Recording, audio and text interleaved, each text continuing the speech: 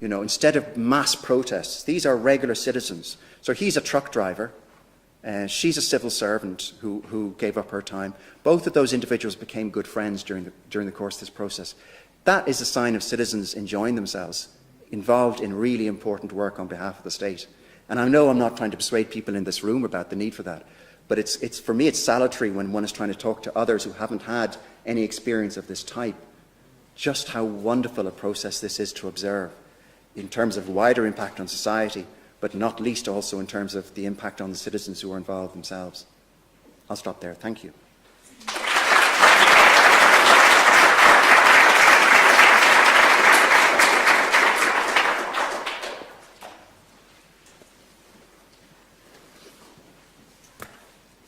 Thank you, David, for a really enlightening and inspirational talk, actually, for the things that have been going on here in Iceland. I guess we're going to take a little bit more time than until 12, so we'll have some 20 minutes for questions. Catherine, and then Alex.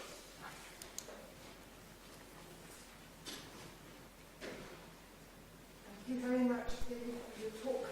I didn't know the Women Public had been behind the abortion referendum, so thank you.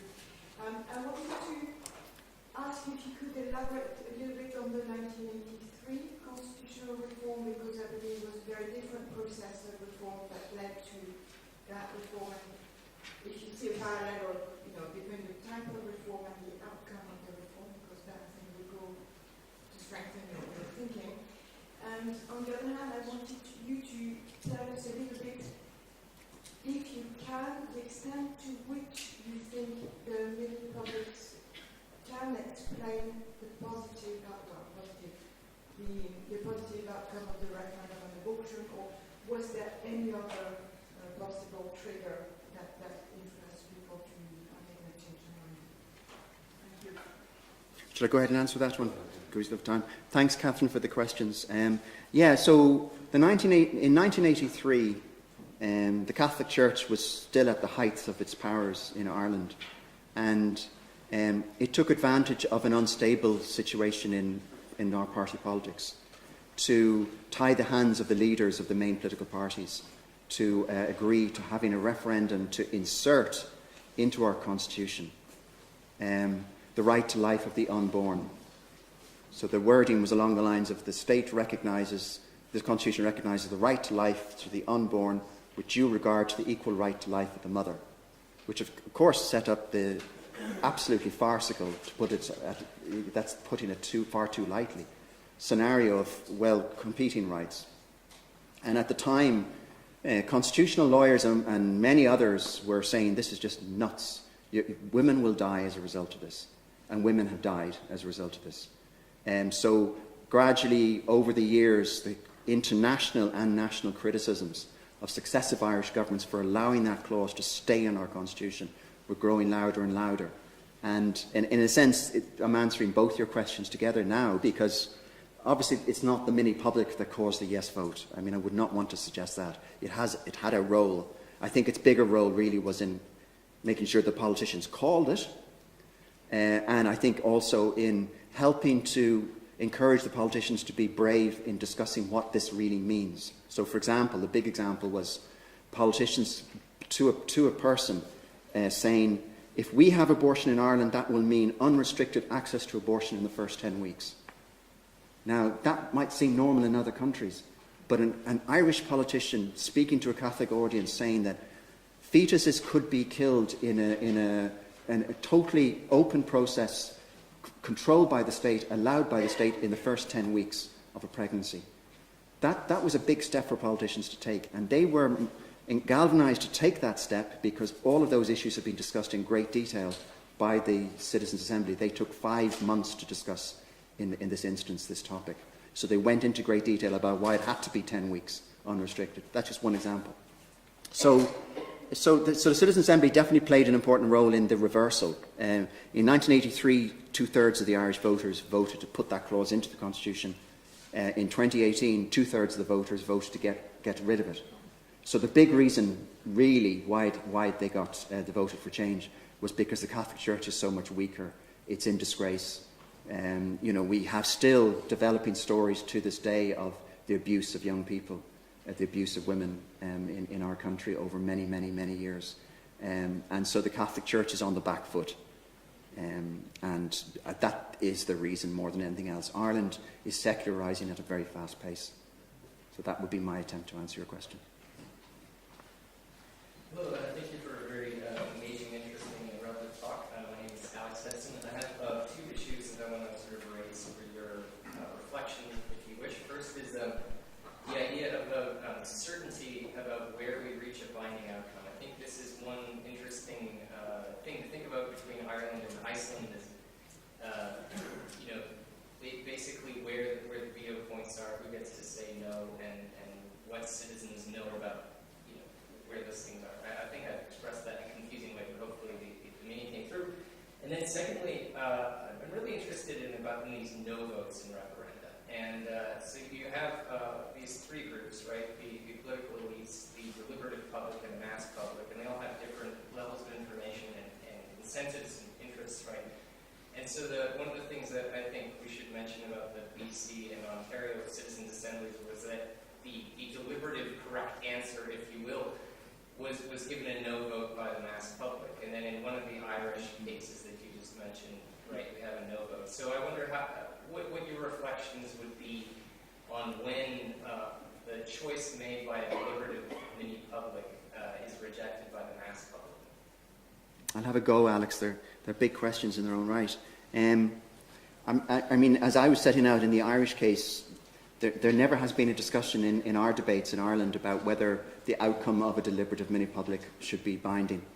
So we have always worked on the basis that it should be advisory, and that it should work within our representative system. Now, there are others who differ, and I know colleagues in Poland and colleagues in the Netherlands and in Belgium today who would be promoting quite a different argument, in which they would be saying, no, we need to really take this to the next stage, which is that there should be, I don't know, some supermajority rule or something that if the vast bulk of the Citizen Assembly members vote for change, then that should be accepted. And that should go straight to a referendum or some such thing, so it should be binding in some way. So there's a big debate. I'm sure you're aware of it yourself.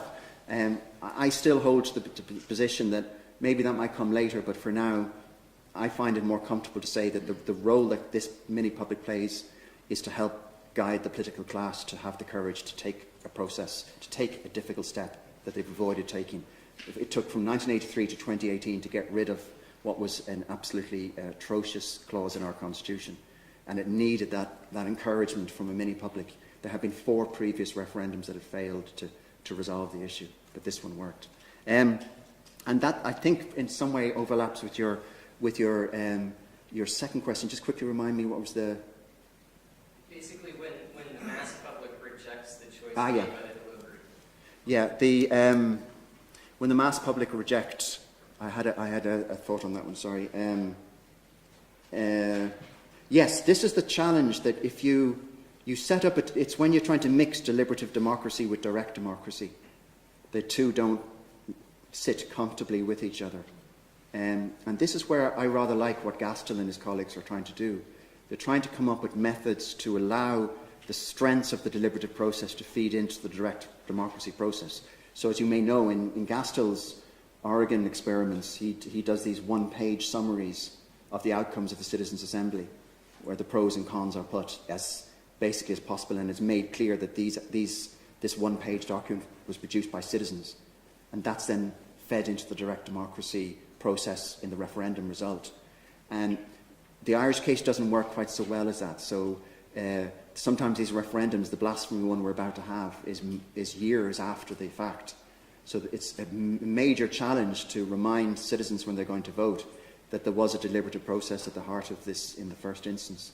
And so that's a big weakness in our case. I would be suggesting something like Gastel's approach is something that we should try to do. So our group are going to try and do that. We're now producing a one-page summary in time for the blasphemy vote, and in 2 weeks we're going to go into the field with an experiment to see if that makes a difference, but it's an experiment. Yes, my name is Thorsten Modelton. I'm from the Prime Minister's office in Iceland. Sorry, I apologise. I'm a civil servant, but I can discuss with you later, opposition of civil service. But anyhow, thank you very much for your interesting speech and fascinating comparison between Iceland, the Icelandic exercise and the Irish one. One difference is that the mini-publics in Ireland were invited to deliver recommendations, and presumably someone has to continue the work on that to have a draft law, for example, while the Icelandic Constitutional Council was invited to finish a complete draft in legal terms. Was there any discussion in Ireland whether it was too modest to have all the recommendations, and would you recommend the Irish way as a best practice? Yeah, it's an important question. I mean, British Columbia would be closer in that regard to the Icelandic case, because in British Columbia they designed the electoral system in huge detail that went to the citizens. In the Irish case, as I said, there wasn't enough time. But when we discussed abortion, as I mentioned, that had 5 weekends, 5 months. And that did allow time for rather detailed, there was a lot of recommendations. So the big recommendation was, we recommend that there should be a referendum to remove the clause from the Constitution on abortion. But furthermore, we recommend the following matters also be considered in the legislation that will follow. And I think that's a sort of in-between which worked rather well. So in that example, they were not producing the draft legislation on abortion that is now going to go to the Parliament, but they were setting the parameters. So unrestricted access for 10 weeks. If there is to be abortion in late-stage pregnancy, it should be for these reasons. Things like that were there to make sure that the politicians deal with that in the legislation, but they were not drafting the legislation. So I kind of like that middle way. I think that worked quite well.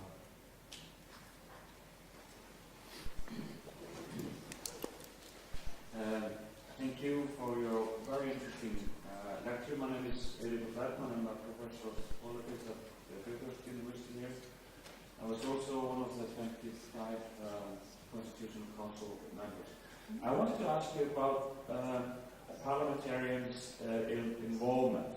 We have discussed this over several occasions, and you mentioned this also during your talk. But I think one of the weaknesses of the Icelandic process was that Parliament was alienated from the deliberative process in the Council, which meant that when the draft was handed in, it was sort of received quite coolly by many politicians that didn't have any sort of sense of ownership of that process. So it was highly politicized from the beginning, where the governmental parties, majority of the parliamentarians of the governmental parties were in favor, but there was also very strong opposition.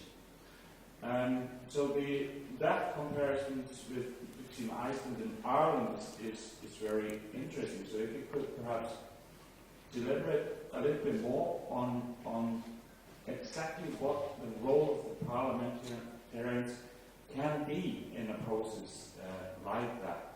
For example, one of the things I was surprised of was that, as I understand the Irish process, they didn't really push their own agenda that much. So if you could perhaps explain a little bit more about that. Yeah, thanks, Erica. Thank you for that question. Yes, because, as I said, for the Constitutional Convention, a third of the members were members of Parliament. So you had Gerry Adams, who was the leader of Sinn Féin, he was a member. Mary Lou MacDonald, who's now the leader of Sinn Féin, she's a member. Our Minister for Justice, a former Minister for Children. So we had very senior and less senior politicians. And they were not randomly selected. It was proportionate to the size of the parliamentary party. So if you were a small party, you were told you'd have one member. If you were a big party, you might have 6 or 7 members, that sort of thing. And the fear at the start, and you and I first met when it was about to be set up back in 2012, and I remember most of us were saying this is going to be terrible. The politicians will take charge, they will set parliamentary rules of procedure, you know, Mr. Speaker and all that sort of rubbish, and they will run it the way they're familiar with, and that's going to be a disaster. And that didn't happen. And it didn't happen for all sorts of reasons. I think one of the reasons it didn't happen was because the politicians, in the moment of crisis, realised they better behave. But I think more importantly, because the rules of procedure were set up to try and minimise the risk. So it was deliberation. We trained the facilitators. It was first name terms, so it was Jerry, not Jerry Adams, sitting next to Mildred, sitting next to John. And if Jerry was saying too much, the job of the facilitator was to say, Jerry, you've spoken enough now, let's hear Mildred. So properly run deliberative processes.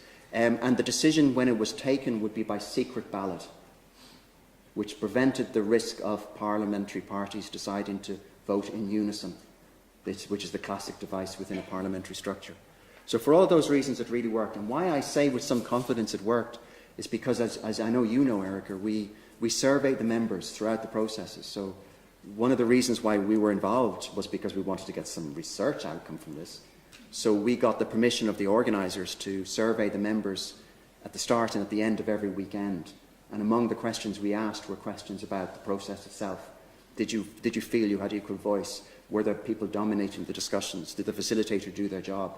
And we got highly positive outcomes week in, week out. And we have a paper that we're hoping to get published quite soon now. It looks like it's going to be accepted at last, in which we pose the question, was there domination by the politicians? And the answer is no. So it worked. Yes, thank you, David. My name is Augusto Andersson from the University of Akureyri, and I was on the committee arranging the National Gathering or National Assembly, which I think would be much more useful to compare to the Irish model than the Constitutional Council. And what I would like to hear from you is if you can describe what happened at the tables, because in this committee of 7 preparing this in Iceland, we didn't agree on how and if we should take minutes from the discussions. And I guess you know how this was done, but I would very much like to hear from you how you did it. Yeah, thank you. You know, there's always going to be variations from a common theme in any deliberative mini-public. But we tried, with the resources and the time that we had available to us, we tried as much as possible to map onto what the British Columbians had done. So we got advice from a common friend of ours, Ken Carty, who had been the research advisor for the British Columbia process. He came over and he advised us, for example. So that it was facilitated discussions, which meant that we had 2 people at each table whose job it was to make sure that things all ran properly. One was the facilitator, who we trained. So it would be a PhD student, or it would be a underemployed lawyer. You know, one or either of those, who we would then train up, and we would monitor. And if they weren't doing their job, they'd be taken away from the table. And a note taker. And the job of the note taker was to take notes. So it was to keep an eye on the process. And that was crucially important, because we did have 1 or 2 episodes where there was a challenge to the outcome. And there was one rather unpleasant moment during the marriage equality discussion, when one of the members said that they had been bullied and they hadn't been able to get a word in edgeways. And we were able to look at the notes. We knew from all the other members of the table, at that table, that they disagreed that member had been bullied.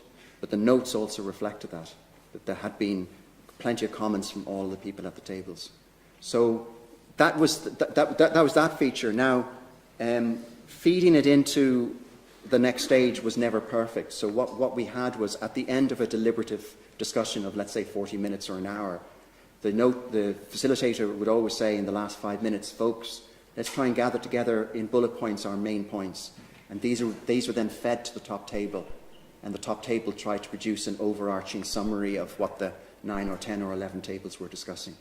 So it wasn't perfect, but there was some attempt to feed back to the other tables what other tables had been talking about. That's the sort of basis of it. Just want to say, because I think people are not aware of the fact, but there were no minutes taken at the National Gathering here in Iceland. Okay. So you said that was Yeah. crucial, and I think I totally agree. And so I think we are missing a big part of how the discussion developed at each table. Yeah, I agree. So, as I said in my talk, I think that we should experiment and explore different versions of, crowdsourcing constitution making. In that sense, I appreciate, the Irish innovation of using sortition. So, one of the concerns with the mini publics is that they might, be tempted to be conceived as, as a replacement of the citizen's direct judgment and voting, right? And that concern is a previous question. So you mentioned in your talk that the raw model is like the jury model, right? In which representatives of the citizens just selected by sortition, they just go there and make a decision in the name of the people as a whole. But they are the ones making the decision, right? And I'm totally in favor of having this kind of citizens' assemblies or mini publics selected by sortition as part of a larger picture in which you have a deliberative system, right? In which you have different modes of representation, different forms of deliberation, and different forms of participation. But I think one crucial point that is still missing, it's our business to try to explore how to do it better. But one of the missing points here is how to connect with many public's experiences with the wider public deliberation that should take place in the wider public. So I think this might explain why sometimes the people reject what these many publics do. I think you said in your question that they rejected the correct deliberative decision. So I have many doubts about what is the correct decision here. But certainly, I think that we should do better in connecting these kind of discussions with the wider public. So the question is, how the people in Ireland were following the discussions? If there were any way in which they could have access to the discussions, they were, they were informed about what these people were discussing. Because if not, the temptation again is that there is a sort of division of labor. These are the citizens who will decide in our name, pretty much as in the old-fashioned constitutionalism. The elite, the members of the elite were making those decisions in our name. And for the rest of the people, we can just keep on going on our ordinary life without paying any attention to that. It's an important question. One of the weaknesses, as I said, of the Irish case was the lack of resources, and that included the lack of resources for proper media profiling of what was going on. So, press relations. It was very, very poorly done. So the main answer to your question is it depended on the topic, how much interest there was and how much knowledge there was about what was going on. So when they were discussing abortion, there had to be police. The police had to be on patrolling the hotel campus. There were protesters with pictures of fetuses, huge, big, blow-up pictures of fetuses at the gates every weekend. There was a huge group within the room, so they had to have an overflow with a video stream to another room because they couldn't cater for the amount of people who wanted to watch. There were over 13,000 submissions from the public onto the website to discuss the abortion topic. They could feed in their views onto the website.